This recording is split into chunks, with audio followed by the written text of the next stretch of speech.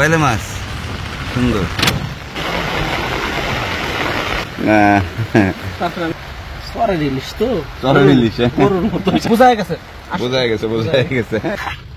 ঘুম থেকে ওঠেন, বৃষ্টি থামছে ভাই, মশলা কমেছে, তারা একটু বেশি মশলা খায়। আরেকটু মশলা খান। অত ভালো আমি রান্না করতে পারবো না বাবু, বলেছি বড় মাছ নিয়ে আসেন, একসাথে রান্না করে দিব, আমরাও বোঝা যাবে যে কিটা বাবু। আমন্ত্রণ সবাইকে, আশা করি ভালো আছেন। দেখতে দেখতে অনেকগুলো দিন পেরিয়ে গেল পদ্মা যমুনার চরে চরে আমাদের ঘুরে বেড়ানো এবং পদ্মা যমুনা চরের জীবনযাপন আপনাদের দেখাচ্ছিলাম। অদ্ভুত অদ্ভুত এক জগৎ এটি। খাট চর থেকে আমরা ফিরে যাচ্ছি। মুন্সি, আমাদের দুপুরের খাবারের কোনো ব্যবস্থা হবে? খেতে আরো বেশি করে লাগাচ্ছি যাতে স্বাদ লাগে, উপকারী করতেছি, বিশাল ব্যাপার। আমি তো হাই ধরালো ধরে দাঁড়ায় থাকবো, তোরা যদি না চলে তাহলে লাঠিওয়ালারা বুঝ করে। হ্যাঁ দুপুরে এদিকে টলারে খাওয়া একটু মাছ কিনে নিয়ে বলি, দুপুরে খাওয়ার মতো খাবো না আমরা বটি চুলা ভরাই দুয়ারি, এখন দুয়ারি উঠেছে নাকার হাতে কেউ আইসে তোরদা। গেল পর্বে আপনারা দেখেছেন যে আমরা কিভাবে ফেঁসে গিয়েছিলাম পথ না চেনার কারণে পদ্মার একটি চরে। তারপর খুঁজে খুঁজে জিজ্ঞেস করে করে বের হতেই যাদের সাথে দেখা হচ্ছিল সবাই দৌড়ে পালাচ্ছিল এই জেলেরা, কারণ তাদের প্রত্যেকেই নিষিদ্ধ যে মাছ ধরার পদ্ধতি চায়না দুয়ারি, সেই পদ্ধতিতে মাছ ধরেন। ফলে তাদের কোস্টগার্ড সহ প্রশাসন বিভিন্ন সময় তারার উপর রাখে। আমাদেরকেও সেরকম কিছুই মনে করছিলেন তারা।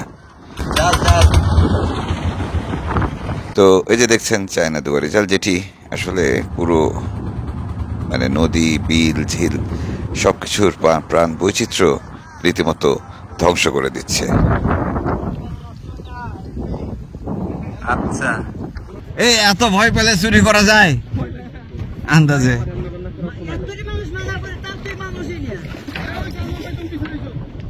আমরা প্রায় ঘন্টা দুয়েক নানাভাবে চেষ্টা করার পরে আমরা এসে পৌঁছালাম পদ্মার পাড়ে।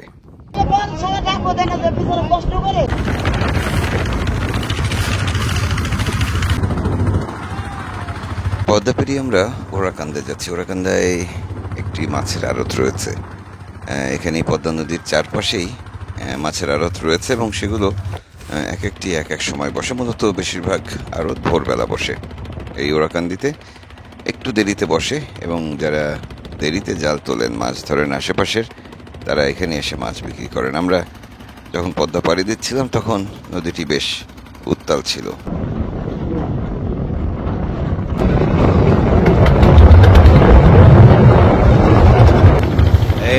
দেখো, এখন আমরা মূল পদ্মায়।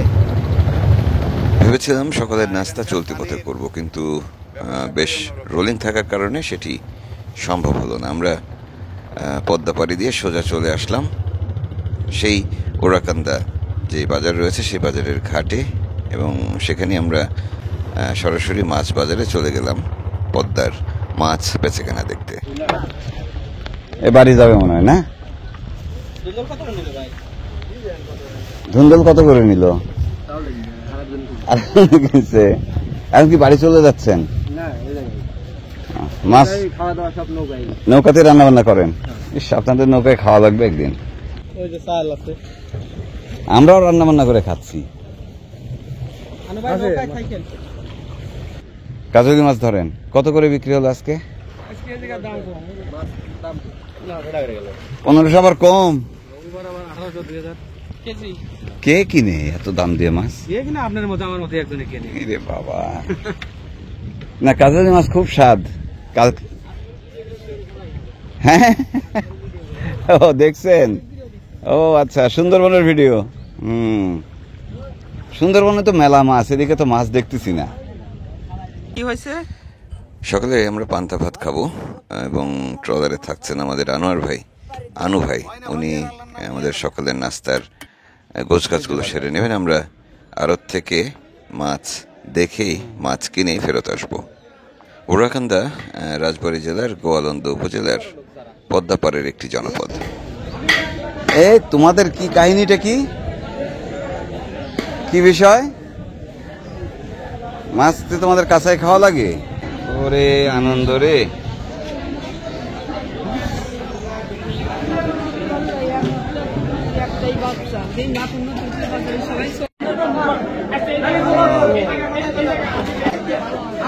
মাপা হয়েছে? ওরে বাইলে মাছ। কি জালের মাছ এটা?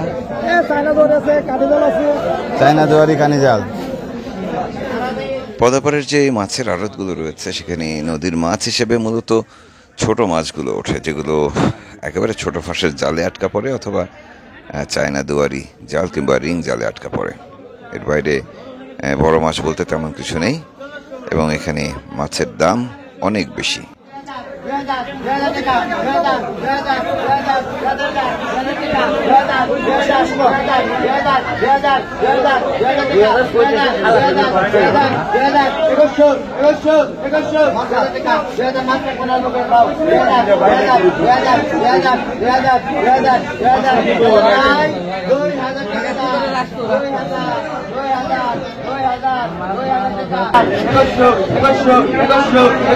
বাইশশো 150 খাই যাও, 2300 2200 টাকা।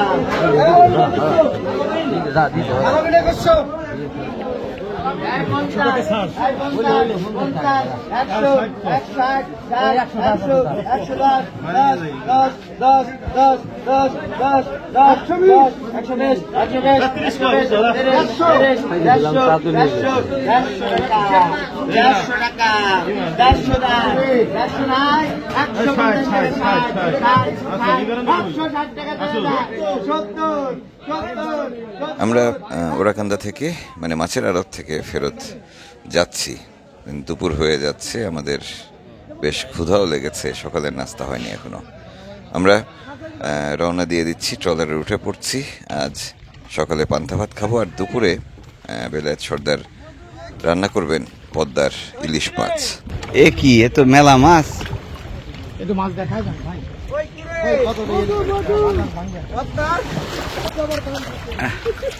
এ মাছ গেল, মাছ গেল, তার মাছ চলে গেল তো।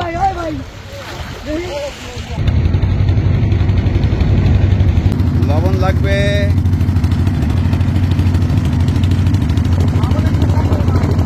উত্তাল পদ্মা দেখছি অনেকদিন পর এবং এখানে যে ভাঙন প্রবণ এলাকাগুলো সেখানকার বিপন্ন মানুষদের জীবনযাত্রাগুলো দেখতে দেখতে এগিয়ে যাচ্ছি আমরা গোয়ালন্দের দিকে। নদী পাড়ের সেই জীবন এখনো মনে হয় যেন আগের মতোই রয়েছে। যাই হোক, আমরা যেতে যেতে একটি জায়গায় দাউন বড়শি দিয়ে মাছ ধরতে দেখছি, দাঁড়িয়ে পড়লাম সেখানে। সুন্দর সুন্দর সুন্দর সুন্দর। এই মাথা নামা নামা, ডাউন করে ফেলো, ডাউন করে ফেলো। হ্যাঁ, বাইলে মাছ সুন্দর। আমার ভাই শত্রুতা করতেছে খালি, বুঝছেন? ও চায়নায় সব মাছ খাই ফেলতেছে।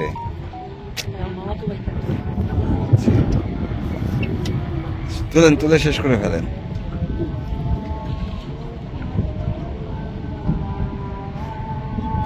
বৃষ্টি আসতেছে। নৌকা ট্রলারে করে নদী কিংবা সাগরে কিংবা বিলে ঘুরে বেড়ানোর যে আনন্দ আপনারা দেখেন সেটি নিঃসন্দেহে ভালো লাগার। তবে এটি ভীষণ পরিশ্রমের একটি কাজ এবং নিঃসন্দেহে বলা যায় যে রান্নাবান্না থেকে শুরু করে বাকি তাবৎ কাজগুলো ট্রলারের উপরে বেশ কঠিন এবং সেই কাজ আমরা সবাই মিলে করি। কাজ ভাগাভাগি করে করলে আসলে কষ্ট কমে যায়। আজকে এবং এই সফরে ইলিশ মাছ কোটাকুটির দায়িত্ব যিনি নিয়েছেন তিনি আমাদের ছোট ভাই এনায়েত মুন্সি। বেলায়েত ভাইকে তিনি সহযোগিতা করছেন রান্নায়।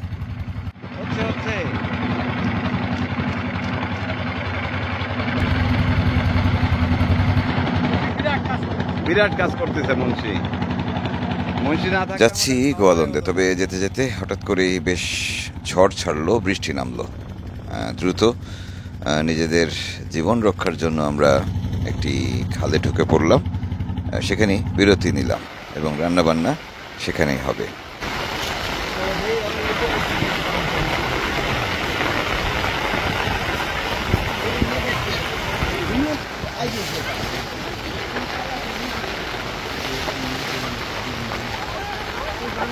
পদ্মাপাড়ে শ্রাবণ মাসের বৃষ্টি, একেবারে ঝুম বৃষ্টি, অসাধারণ পরিবেশ, তার মধ্য দিয়ে আমাদের রান্নাবান্নার কাজ চলছে। আমি কাকে দেখাই দেবো। প্রথমে তো বললো যে সর্দার বললো যে ইলিশ মাছ তুমি পারবা না ইয়ে শিলতে, বোঝা গেছে, বোঝাই গেছে বোঝাই গেছে। হ্যাঁ, পরে ধুইতে গেছি, মরা ইলিশ কিন্তু পাওয়া যায় না পানিতে পড়ে গেলে। না তা এখন ইলিশ তো আমাদের খাইতেই হবে না, উপায় নাই। দারুণ সুন্দর, খুব স্বাস্থ্যবান ইলিশ, ওজন আছে। চরের ইলিশ তো, চরের ইলিশ গরুর মতো কোনো ইয়ে খায় না, ফিট খায় না। হ্যাঁ, কাটাকুটি কি শুরু করবো না বেলাত ভাইকে বলে? ও ভাই ইলিশ কাটা শুরু করবো, আসেন একটু ভাই। এনায়েত পারবে? তার সামনে কাটি রে ভাই। না না, কাটো কাটো, কেটে ফেলো না। বিসমিল্লাহ। ও তোমার ছুরিটা তো হেভি কাজের। ইলিশের কি করবে বেলাত ভাই বলছে? ইলিশ হচ্ছে শুধু পানি দিয়ে, লবণ দিয়ে, দুইটা পেঁয়াজ দিয়ে নরম পাক, নরম পাক। কালকে হয়েছে ঠান্ডা পাক। বেলাত ভাই কালকে তো ঠান্ডা পাক খেলাম, আজকে কি খাবো ইলিশের? নরম পাক।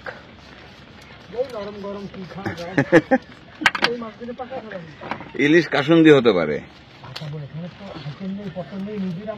এখানে খুব হ্যাঁ তাও ঠিক। বুঝছেন ভাই, এখানে একটু সাবধানে, নাহলে কৃত্রিমিতি কাটে গেলে। বাড়িতে কি ইলিশ মাছ কাটো তুমি? আমি যে যখন বিশ্ববিদ্যালয়ে পড়ছি, ও তখন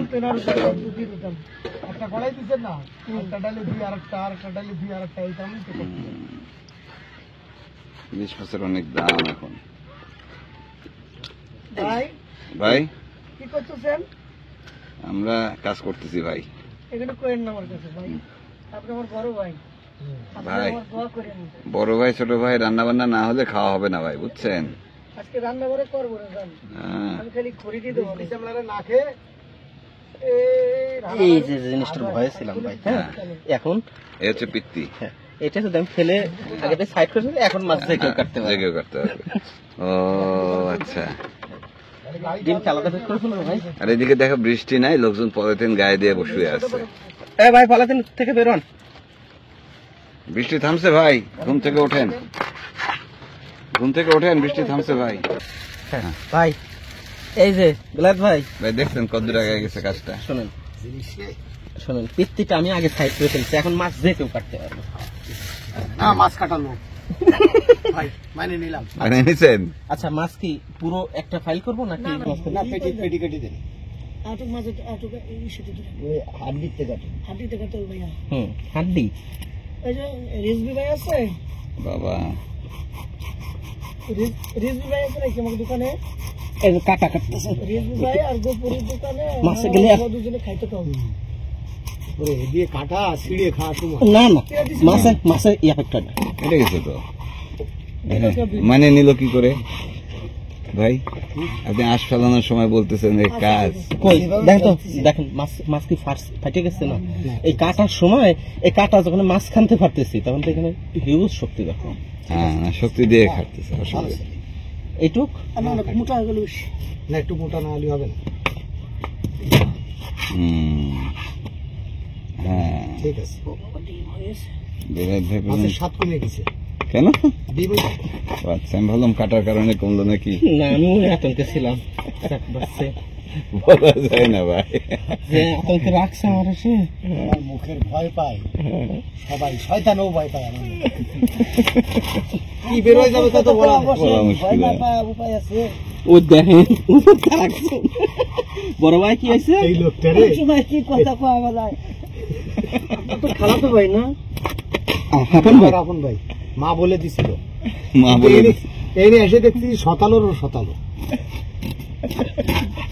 আমি নিজেও সন্দেহ ছিলাম যে তুমি পারো কিনা। ভাই আমার পেটটা বড়, ছাড়া কোনো অসুবিধা নাই আমার মানে একটা রেস্ট্রিকশন। হ্যাঁ, আর কোনো সমস্যা নেই। মাছের গাদে তো ধুমা উঠতেছে রে ভাই। কে আর খানে কই ঠেলাই ধুমা উঠতেছে। তাহলে কি রানবেন ঠিক হলো শেষ পর্যন্ত? বাঁশ দিয়ে বানানো শপিং বোর্ড। তাই নাই। আচ্ছা, এটা বাঁশের মাথা কি দিয়ে। আস্তেই করবে? কেন সব ছোট হয়েছে, মাথা কেন আসতে থাকবে? থাকুক, অসুবিধা নেই। করবে মাথাটা এইভাবে রাখবো, জাস্ট ভিতরে এই আমি এই ফোর এগুলো কাটে ভিতরে যত বালি আছে, ইলিশ মাছের সব বালি থাকে এখানে। হ্যাঁ, এই বালিটা পরিষ্কার করবো, অথবা আর আরেকটা সিস্টেম আছে, সেটা হচ্ছে যে মানে এটাকে বলা যাই সিস্টেমই থাকুক, হাত কাটা সিস্টেম না হয়। না, হাত কাটবে। কাম তো লিভার আসতো। আর দাঁড়ান, এখানে এটা এই কাটা লাগবে এখানে।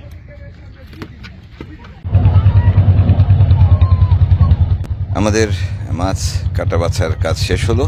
এদিকে বৃষ্টি থামলো, রোদ উঠলো। আমরা আবারও বড় নদী ধরে এগুচ্ছি গোয়ালন্দের দিকে। সেখানে গিয়ে আবারও বিরতি নিব, আমরা গোসল করব, রান্না শেষ হবে, দুপুরের খাওয়া দাওয়া করে আমরা বিদায় নিব।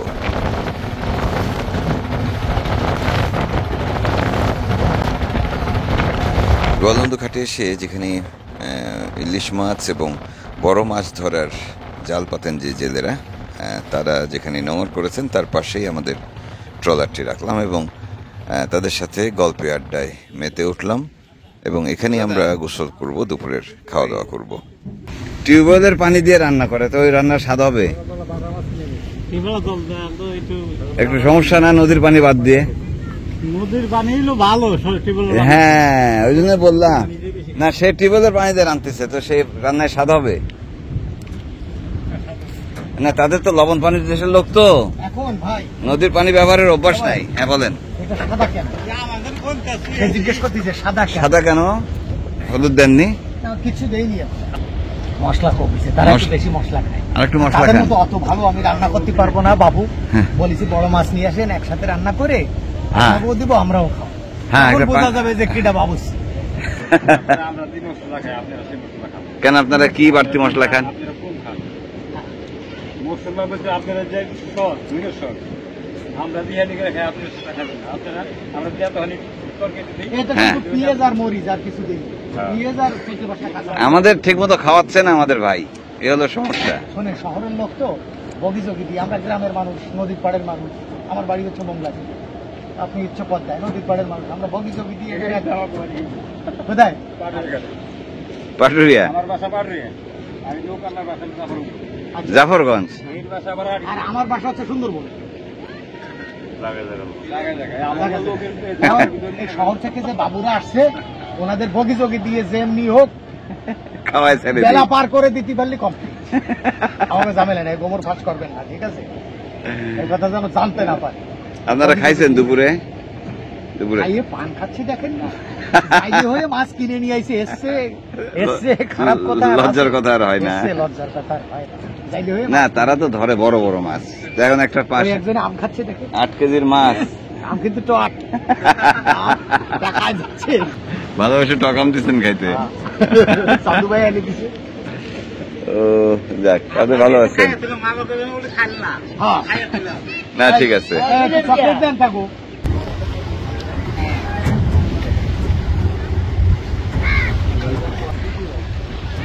ভাত কি নরম হয়েছে?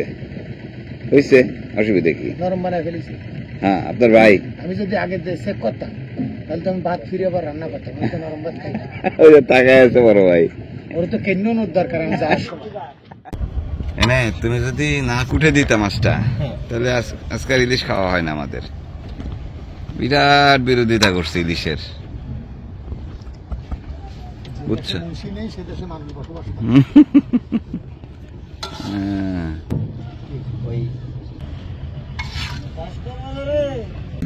এখন চামচের বাড়ি চলতেছে। আলহামদুলিল্লাহ, আমরা আজকে বাবা, প্লেট দেখছেন কত রকমের প্লেট? ওই যে ওখানে আরেক রকমের প্লেট আছে। ভাই এই কয়বারটার মধ্যে রাখবো? রাখেন। আচ্ছা। আমাদের শেষ বেলার খাবারটি বেশ জমে উঠেছিল। এই সফরে অনেকেই আমাকে সহযোগিতা করেছেন, আমার সফর সঙ্গী ছিলেন, তাদের সবাইকে ধন্যবাদ। একই সঙ্গে আপনারা যারা অভাবনীয়ভাবে সমর্থন জুগিয়েছেন, দেখেছেন এবং এখানকার ভালো মন্দের সমালোচনা করেছেন, তাদের প্রত্যেকে ধন্যবাদ এবং কৃতজ্ঞতা জানাচ্ছি। একই সঙ্গে বলছি যে আমরা এই সফরে থাকতে থাকতে এই অঞ্চলের শিক্ষা ব্যবস্থা নিয়ে ভয়ঙ্কর কিছু চিত্র দেখেছি, যা আপনাদের সামনে তুলে ধরেছিলাম। তার কিছু কিছু জায়গায় সমাধানের আলো দেখতে পাচ্ছি। আপনারা অনেকেই এগিয়ে এসছেন বাচ্চাদের শিক্ষার ব্যবস্থাটি নিয়ে কাজ করতে। যাই হোক, বিদায় নিচ্ছি। অনেক দিন হলো একটানা পদ্মা যমুনার চরে আমরা সময় কাটালাম। আশা করি আপনাদের ভালো লেগেছে। যেতে যেতে আসলে বিবেকের দায়বোধ থেকে কিছু কথা না বলে গেলেই নয়। সেটি হচ্ছে নিষিদ্ধ জাল, নিষিদ্ধ পদ্ধতিতে ভয়ঙ্করভাবে ধ্বংস করা হচ্ছে নদী জলার প্রাণ প্রকৃতি। আছে ভাই চাঁদা মাছ, মাছ, বিষ ট্যাংরা আছে, ট্যাংরা, হ্যাঁ হ্যাঁ, তারপর পুঁটি আছে, পুঁটি আছে, সেপখাই মাছ আছে। স্যাপ খাই। এটা কি সাদা না? ওটা চাঁদা, আর এই যে এটা সেপখাই। এই যে একটা টাকি আছে, টাকি। সেপখাই ভাই, যে এটা গলে গেছে। এইটা কি মাছ? এইটা কালো কালো। এইটা কি মাছ? এটা আপনার মাছ, এটাও সেপখাই। ভালো আছেন? নিষিদ্ধ জাল, নিষিদ্ধ মাছ ধরার পদ্ধতিতে যারা মাছ ধরছেন তারা পরিবেশ ধ্বংস করছেন। তারা একেবারে পৃথিবীর শত্রু। এই মানুষগুলোকে যখন বলা হয় কেমন আছেন, তারা বলেন যে তাদের এই দুয়ারি জাল ধরতে বাধা দেন সংশ্লিষ্টরা, মাঝে মাঝে এসে তারা দেন, ধরে নিয়ে যান, পুড়িয়ে দেন জালগুলো। এতে করে তারা ভীষণ ক্ষতিগ্রস্ত। আবার আমি যখন বলি যে আপনারা যে পরিবেশ ধ্বংস করছেন তার কি হবে, তখন তারা বলে যে তারা গরিব মানুষ, পেট চালানোর জন্য। আসলে এই জিনিসগুলো আসলে একটি অভ্যাসে পরিণত হয়েছে, যে তারা জানে যে এটি নিষিদ্ধ, তারা জানে এটি দিয়ে মাছ ধরলে পরিবেশ ধ্বংস হচ্ছে, মাছ কমে যাচ্ছে, তারপরেও তারা এটি করবেন। এবং আইন শৃঙ্খলা বাহিনীও আসলে এই বিষয়ে মোটেই তৎপর নয়। মানে নামমাত্র কিছু কাজ করেন তারা, এর বাইরে আর কিছুই করেন না। কাজে এই পুরো সফর শেষে আমার কাছে যে একটি জিনিস মনে হয়েছে, যে পদ্মা যমুনার চর সহ দেশের যতগুলো জলাশয় রয়েছে, এইসব জলাশয়গুলোতে মাছ এবং প্রাণ প্রকৃতি বাঁচাতে অবশ্যই এই দুয়ারি জাল নিষিদ্ধ করতে হবে। নিষিদ্ধ শুধু ঘোষণা করলে হবে না, আপনারা ঘরে বসে নামমাত্র লোক দেখানো কিছু কাজ করবেন, এতে কাজ হবে না। এবং পরিবেশ ধ্বংস করার ক্ষেত্রে আমি বলি, যদি এই জেলেরা যারা নিষিদ্ধ পদ্ধতি ব্যবহার করছেন তাদের যদি দায় থাকে, আপনারা যারা এগুলো বন্ধের দায়িত্বে রয়েছেন তাদের দায়ও সমান সমান রয়েছে। যাই হোক, আশা করি আপনারা আপনাদের কাজ করবেন। ভালো থাকবেন সবাই। বিদায় নিচ্ছি। আমরা একটু চলন বিলে যাব। সামনের সিরিজে থাকবে চলন বিলের মানুষদের নিয়ে নানান গল্প। ভালো থাকবেন সবাই, শুভকামনা।